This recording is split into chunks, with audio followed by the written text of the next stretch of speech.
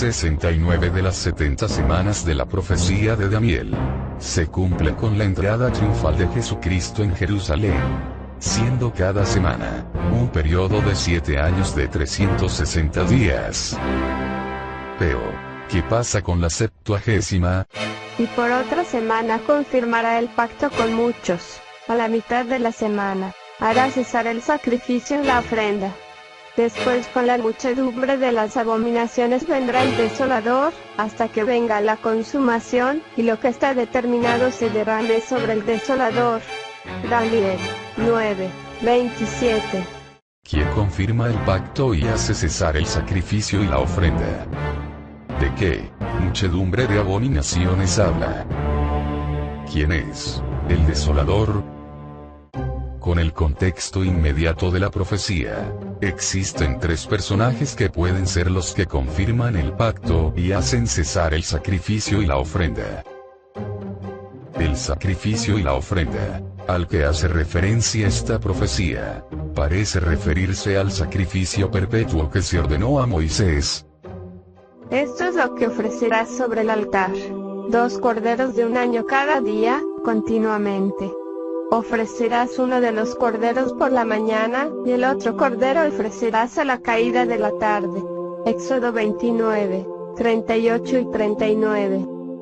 Junto con este sacrificio de 2 corderos diariamente, uno en la mañana y otro en la tarde, estaba una ofrenda de cereal. Además, con cada cordero, 1/10 parte de un efa de flor de harina amasada con la 1/4 parte de un hin de aceite de olivas machacadas.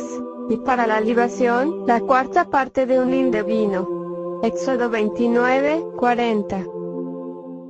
Si solo existiera la referencia de Daniel 9:27 de la profecía de la semana 70ª, no habría forma de saber quién es el que hace el pacto e interrumpe el sacrificio.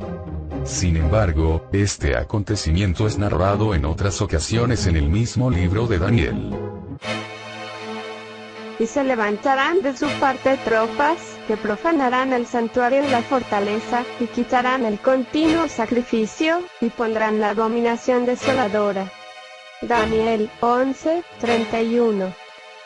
Y desde el tiempo que se ha quitado el continuo sacrificio, hasta la abominación desoladora, habrá 1290 días. Daniel 12:11. El capítulo 11 del libro de Daniel nos habla sobre los eventos que tuvieron lugar en las transiciones de poder del imperio medo-persa y el imperio griego, y lo hace con un gran detalle, señalando que de este último saldría un hombre despreciable, que atentaría contra los judíos. Y le sucederá en su lugar un hombre despreciable, al cual no darán la honra del reino, pero vendrá sin aviso y tomará el reino con halagos. Daniel 11:21. La historia nos revela el nombre de ese hombre. Este hombre persiguió ferozmente al pueblo judío, colocó una imagen de él mismo en el templo, haciéndose llamar la manifestación de Dios, y sacrificó un cerdo para profanar el altar. Esto ocurrió en 168 a.C., y con su muerte 5 años después, cualquiera diría que el capítulo 11 de la profecía hecha por Daniel fue satisfactoriamente cumplido, y en una forma asombrosa. Sin embargo, hay algo que nos hace pensar que esto volverá a ocurrir. Y se levantarán de su parte tropas, que profanarán el santuario y la fortaleza, y quitarán el continuo sacrificio, y pondrán la abominación desoladora. Daniel 11:31.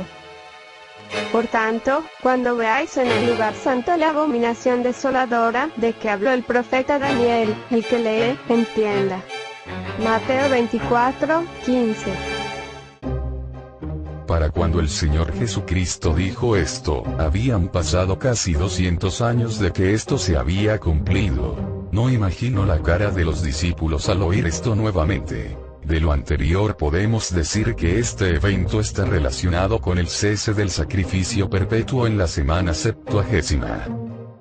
Así tenemos que, según Daniel 11:31, el que hace cesar el sacrificio y la ofrenda no es el Mesías, sino las tropas de un hombre despreciable, quien encajaría más con la figura del desolador. Y por otra semana confirmará el pacto con muchos. A la mitad de la semana, hará cesar el sacrificio y la ofrenda. Después con la muchedumbre de las abominaciones vendrá el desolador, hasta que venga la consumación, y lo que está determinado se derrame sobre el desolador. Daniel 9:27. Y de acuerdo a la profecía, este hombre no solo es el responsable de colocar la abominación desoladora, sino que es el mismo, que hace el pacto con muchos por otra semana. Y después del pacto con él, engañará y subirá, y saldrá vencedor con poca gente. Daniel 11:23. Es muy posible que referido pacto tenga lugar al comienzo de la semana septuagésima, ya que dice que después de hacer el pacto, engaña, sube y gana poder. La muchedumbre de las abominaciones parece tener referencia, con toda clase de cosas, que tendrá que hacer el pueblo judío para abandonar el pacto santo, tal como dice. Y se enojará contra el pacto santo, y hará según su voluntad. Volverá, pues, y se entenderá con los que abandonen el santo pacto. Daniel 11:30. Una cuestión más debe de aclararse, con respecto a esta profecía. ¿Es futura la semana septuagésima, o ya tuvo su cumplimiento? Para eso regresamos a Mateo 24. Por tanto, cuando veáis en el lugar santo la abominación desoladora, de que habló el profeta Daniel, el que lee, entienda, entonces los que estén en Judea, huyan a los montes. Mateo 24:15-16. A partir de aquí, y hasta el versículo 21, se da una serie de recomendaciones y advertencias para lo que parece una inminente huida. ¿Por qué?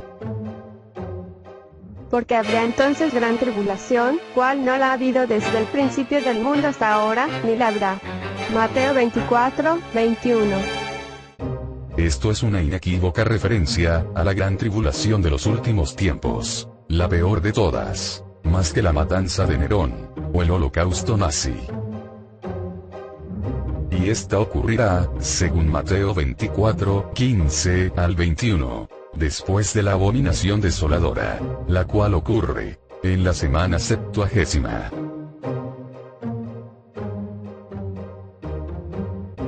A la mitad de la semana, hará cesar el sacrificio y la ofrenda. Daniel 9:27. Y quitarán el continuo sacrificio, y pondrán la abominación desoladora. Daniel 11:31. En Daniel 11:31. Vemos que al tiempo que es quitado el sacrificio continuo, es puesta la abominación desoladora. Y quitarán el continuo sacrificio, y pondrán la abominación desoladora. Daniel 11:31. No obstante, encontramos un texto algo diferente en Daniel 12:11. Y desde el tiempo que sea quitado el continuo sacrificio, hasta la abominación desoladora, habrá 1290 días. Daniel 12:11. Estamos hablando de dos eventos distintos. Sin embargo, cuando vemos el mismo pasaje, en otras versiones de la Biblia, tenemos: y desde el tiempo en que el sacrificio perpetuo sea abolido, y puesta la abominación de la desolación, habrá 1290 días. 1290 días pasarán desde el momento en que se suspenda el sacrificio diario y se ponga el horrible sacrilegio en el templo del Señor. Y desde el tiempo en que el sacrificio perpetuo sea quitado, y puesta la abominación de la desolación, habrá 1290 días. Desde el momento en que se detengan los sacrificios diarios y coloquen el objeto sacrílego que causa profanación para ser adorado, habrá 1290 días. A partir del momento en que se suspenda el sacrificio diario y se imponga el horrible sacrilegio, transcurrirán 1290 días. Desde el día en que sea abolido el sacrificio permanente, y entronizada la profanación devastadora, pasarán 1290 días.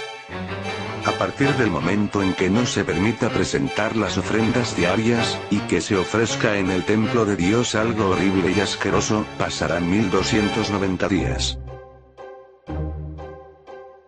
Porque en otras versiones, el cese del sacrificio perpetuo, y la abominación desoladora, aparecen en el mismo tiempo. Mientras que en la traducción Reina Valera Revisión 1960, lo separa una distancia de 1290 días.